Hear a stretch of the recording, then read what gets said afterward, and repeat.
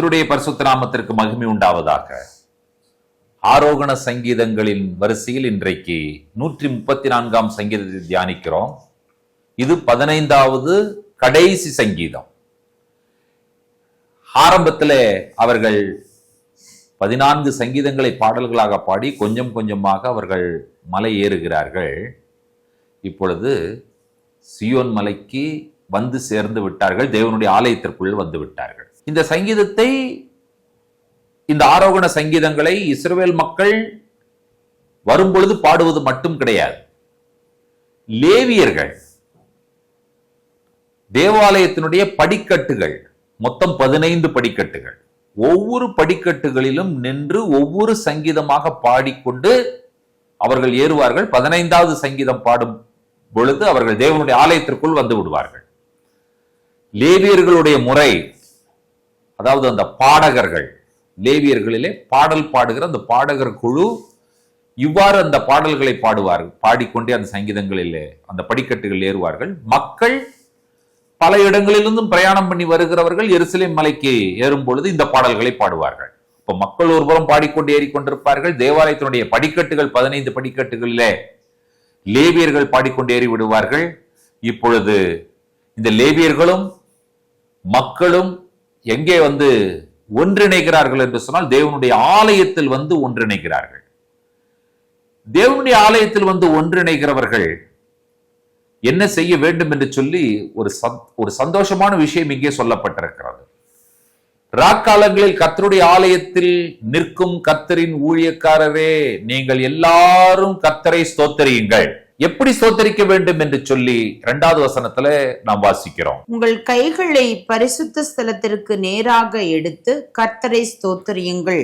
தேவாலயம் என்று சொல்லும் பொழுது 3 பகுதிகள்: பிரகாரம், பரிசுத்த ஸ்தலம், மகா பரிசுத்த ஸ்தலம். இந்த பிரகாரத்தில் நின்று கொண்டு, உங்களுக்கு தெரியும், எல்லாரும் பரிசுத்த ஸ்தலத்திற்குள் போக முடியாது. ஆசாரியர்கள் மட்டுமே வெண்கல தொட்டியிலே கால்களையும் கைகளையும் கழுவிவிட்டு பரிசுத்த ஸ்தலத்திற்குள் நுழைய முடியும் என்பதை நீங்கள் அறிந்திருக்கிறீர்கள். மற்ற எல்லாரும் பிரகாரத்தில் நின்று கொண்டிருப்பார்கள். அவர்களுக்கு சொல்லும் அற்புதமான அறிவுரை என்ன? பரிசுத்த ஸ்தலத்திற்கு நேராக கைகளை எடுத்து கர்த்தரை ஸ்தோத்தரியுங்கள் என்பதாகும். கைகளை ஏறெடுப்பதனுடைய பொருள் என்ன என்று சொன்னால், நான் சரண்டர், நான் அர்ப்பணிக்கிறேன், நான் முழுமையும் அர்ப்பணம் என்னுடைய ஆண்டவருக்கு. கைகளை ஏறெடுக்கும் பொழுது இன்னொரு விஷயம் நடைபெறுகிறது. சிறு பிள்ளைகள் கைகளை பெரியவர்களிடத்துல, அதாவது பிள்ளைகள் பெற்றோர்களிடத்தில் இப்படி கை தூக்குனாங்கன்னு என்ன அர்த்தம்? என்னை தூக்கி கொள்ளுங்கன்னு அர்த்தம். ஏதோ கை தூக்குவது ஒரு ஸ்டைலான ஒரு விஷயம் என்று நினைக்காதீர்கள். அர்ப்பணிப்பு இருக்கிறது. கர்த்தாவே என்னை ஏற்றுக்கொள்ளும் என்கிறதான ஒரு ஏக்கத்தையும் நீங்கள் வெளிப்படுத்துகிறீர்கள். அதை வார்த்தைகளிலே நீங்கள் அதையும் சொல்லுகிறீர்கள்.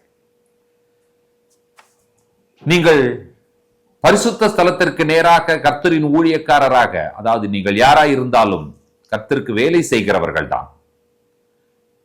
அந்த வேலை செய்கிற எல்லாரும் கர்த்தரை ஸ்தோத்தரிக்க வேண்டும். எப்படி ஸ்தோத்தரிக்க வேண்டும்? கர்த்தருக்கு உங்களை அர்ப்பணித்து கர்த்தரை ஸ்தோத்தரிக்க வேண்டும். கர்த்தாவே, நான் உம்மை மட்டுமே அண்டி இருக்கிறேன் என்கிறதான அந்த நோக்கத்தை, நம்முடைய உள் எண்ணங்களை பிரதிபலித்தும் வண்ணமாக பரிசுத்த ஸ்தலத்திற்கு நேராக கைகளை உயர்த்த வேண்டும் என்று சொல்லி சங்கீதக்காரன் நமக்கு வலியுறுத்துகிறார். ஆரோகண சங்கீதத்தினுடைய முடிவு எப்படி இருக்கிறது? கடைசி வசனம்: வானத்தையும் பூமியையும் உண்டாக்கின கர்த்தர் சியோனிலிருந்து உன்னை ஆசீர்வதிப்பாராக. நான் கேட்கிறேன், இதற்கு மேல் வேறு என்ன நமக்கு வேண்டும்?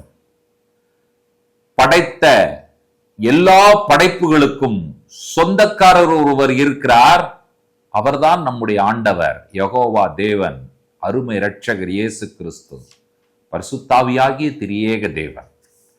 இந்த தேவன், உண்டாக்கின தேவன் நம்மை ஆசீர்வதிக்கிறார். சியோனிலிருந்து நம்மை ஆசீர்வதிக்கிற தேவனாய் அவர் இருக்கிறார். தேவனுடைய ஆலயத்திற்குள்ளாக வருகிறோம். பரிசுத்த ஸ்தலத்திற்கு நேராக கைகளை ஏறெடுக்கிறோம். கர்த்தரை உள்ளத்தின் ஆழத்திலிருந்து துதிக்கிறோம், ஸ்தோத்திரிக்கிறோம். அந்த துதியும் ஸ்தோத்திரமும் பரிசுத்த ஸ்தலத்தில் இருக்கிற தேவனுடைய பிரசன்னத்தில், தேவனுடைய சந்நிதியிலே போய் எட்டும் பொழுது மனிதனுடைய கண்களுக்கும் மனிதனுடைய எண்ணங்களுக்கும் சிந்தனைகளுக்கும் விஞ்ஞானத்தாலும் விளக்க முடியாத அளவிற்கு காணப்படுகிறதான இந்த அண்ட சராசரங்கள், வானம், பூமி, இவைகளை உருவாக்கின கர்த்தர் உங்களையும் என்னையும் ஆசீர்வதிக்க அவர் போதுமானவர். ஆரோகண சங்கீதங்கள் மூலமாக நிச்சயமாக நீங்கள் தொடப்பட்டிருப்பீர்கள். அந்த சங்கீதங்களுடைய வார்த்தைகள் உங்களை ஆசீர்வதித்திருக்கும், உங்களுக்கு மிகப்பெரிய ஒரு சந்தோஷத்தையும் கொடுத்திருக்கும் என்று சொல்லி நாங்கள் நம்புகிறோம். ஆரோகண சங்கீதங்கள் முடிவடையும் பொழுது வானத்தையும் பூமியும் உண்டாக்கின கர்த்தர் சியோனிலிருந்து நம்மை ஆசீர்வதிக்கிறார் என்கிற வார்த்தைகளோடு முடிவடைகிறது என்று சொன்னார். ஆம், அந்த ஆசீர்வாதத்தை சந்தோஷத்தோடு பெற்றுக்கொள்ள நமக்கு தேவை முழுமையான அர்ப்பணிப்பு.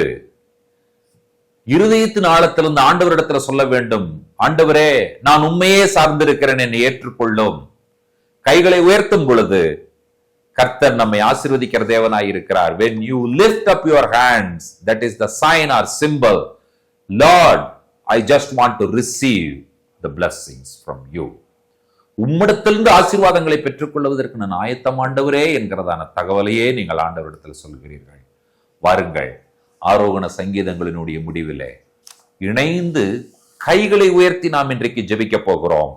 என்னோடு கூட ஜெபித்துக் கொண்டிருக்கிற அத்தனை பேரும் உங்களுடைய 2 கரங்களையும் வானத்திற்கு நேராய் உயர்த்தி நின்று கொள்ளுங்கள்.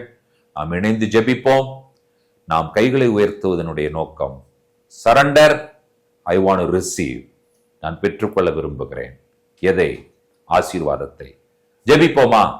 உன்னதங்களில் வாசமாயிருக்கிற எங்கள் அன்பின் ஆண்டவரே, இந்த ஆசீர்வதிக்கப்பட்ட அற்புதமான காலை பொழுதிலே தேவனுடைய பிள்ளைகளாக, தேவனுடைய ஊழியக்காரராக இந்த கால வேளையிலே கைகளை உயர்த்தி உம்முடைய சமூகத்தில் நாங்கள் நின்று கொண்டிருக்கிறோம். ஆண்டவரே, எங்களை ஏற்றுக்கொள்ளும். நாங்கள் எங்களுடைய ஆவி, ஆத்துமா, சரீரத்தை முழுமையாக உம்முடைய சமூகத்தில் அர்ப்பணிக்கிறோம், சமர்ப்பணம் செய்கிறோம். ஆண்டவரே, எங்களை ஆசீர்வதிக்கிற கர்த்தர் நீர் வானத்தையும் பூமியுமே உண்டாக்கின தேவன் என்று சொன்னால் எங்களை ஆசீர்வதிப்பது உங்களுக்கு ஒரு பெரிய விஷயம் இல்லை. ஆண்டவரே, உம்மிடத்திலிருந்து நாங்கள் ஆசீர்வாதங்களை பெற்றுக் கொள்வதற்காக பரிசுத்த ஸ்தலத்திற்கு நேராக எங்களுடைய கைகளை நாங்கள் ஏறெடுத்தவர்களாக நின்று கொண்டிருக்கிறோம். தேவரீர் எங்களுடைய வாழ்க்கையில செய்ய போகிற அற்புதங்களுக்காக, அதிசயங்களுக்காக, எங்களுடைய வாழ்க்கையில் நீர் தந்து கொண்டிருக்கிற எல்லா விதமான ஆசீர்வாதங்களுக்காக தேவாதி தேவனே, உமக்கு கோடான கோடி நன்றிகள், துதிகள், ஸ்தோத்திரங்களை நாங்கள் ஏறெடுத்து ஜெபிக்கிறோம். எங்களோடு இணைந்து கைகளை உயர்த்தினவர்களாக இந்த ஜெபத்துல பங்கெடுத்திருக்கிற எல்லார் மேலும் தேவனுடைய கிருபை இருக்கட்டும், இரக்கம் இருக்கட்டும். வானத்தையும் பூமியும் உண்டாக்கின கர்த்தர் உம்முடைய பிள்ளைகளை வானத்தின் பலகணிகளை திறந்து இடங்கொள்ளாமல் போக மட்டும் அபரிமிதமாக ஆசீர்வதிக்க வேண்டும் என்று சொல்லி ஜெபிக்கிறோம். உம்முடைய திவ்ய கரங்களில் தாழ்த்தி சமர்ப்பிக்கிறோம்.